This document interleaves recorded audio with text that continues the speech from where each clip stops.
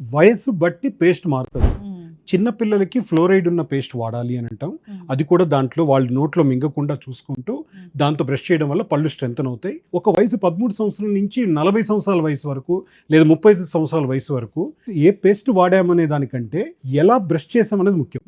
అన్ని పళ్ళని నీట్గా బ్రష్ చేసుకున్నామా, అన్ని సర్ఫేస్ లోపల వైపు బయట వైపు పైన కింద అన్ని క్లీన్ చేసుకున్నామనే దాని మీద ఉంటుంది. అంటే పద్ధతి మీద, ఏ విధంగా ఏ పద్ధతిలో మనం పళ్ళని బ్రష్ చేసామనే దాని మీద ఆధారపడి ఉంటుంది, కానీ ఏ పేస్ట్ వాడామనే దాని మీద కాదు.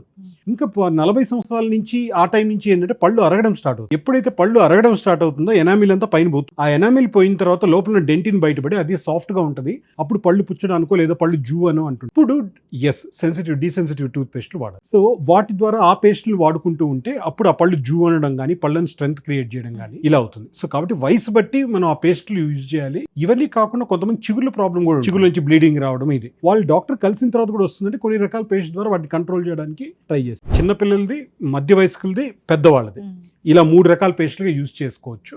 మిగిలినంతా ఇంకా మన సౌకర్యం బట్టి వాడుకోవచ్చు.